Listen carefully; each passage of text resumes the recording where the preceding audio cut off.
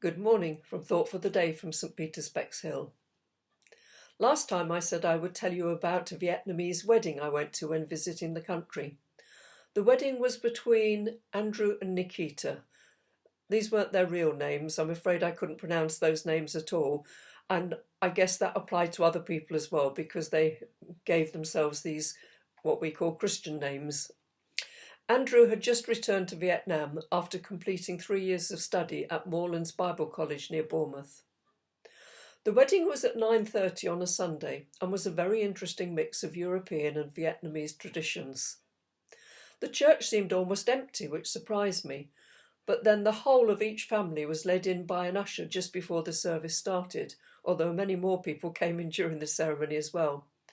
Then came Andrew and Nikita, who was wearing a huge meringue of a Western wedding dress with gloves. They came in together with two flower girls scattering petals in front of them.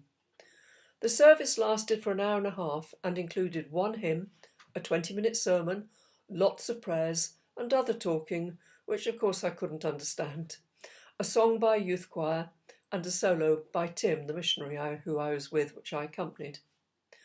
All through the service, a video cameraman and his assistant with a bright light were filming very obtrusively, walking right in front of the person talking, etc.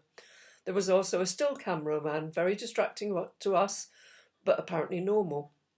A young lady, I think Nikita's sister, fussed with the wedding dress throughout, tweaking the train and the large bow at the back every time Nikita stood up, sat down or moved. And the wedding ring was put on over the gloves. Andrew wore a new suit, but clearly not new shoes. At the reception, both had changed, him into a lighter suit and Nikita into another wedding dress, but in a light champagne colour with short sleeves and no train, but a different headdress and a small posy instead of a bouquet. It was at the reception that things got really different, and to me, odder. We were taken to what was described as a guest house, into a large room there. There were many more people there than had been in church, but Nikita's family were Buddhists, so we assumed that many of her family and friends had not gone to the church for that reason.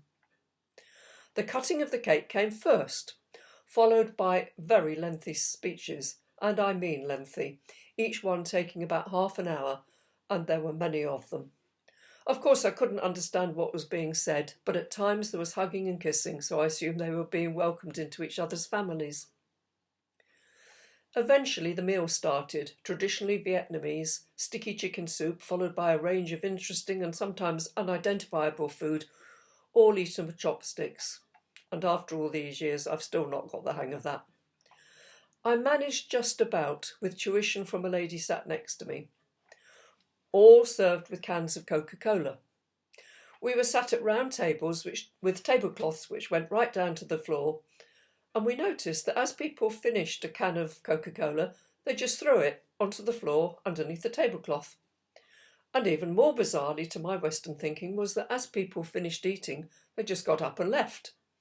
And as each table emptied, staff came to clear everything away, including the tables. The mess on the tiled floor under each table was indescribable.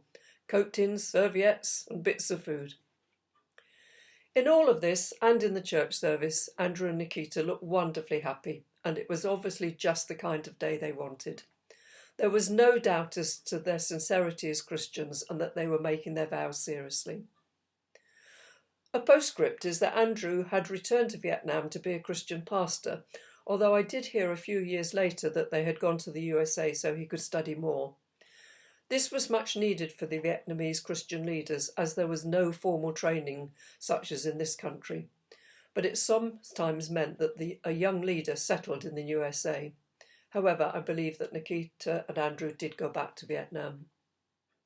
Well, it was a fascinating day, which I can still see in my mind's eye. So I hope I've given enough detail for it to seem a bit real to you too.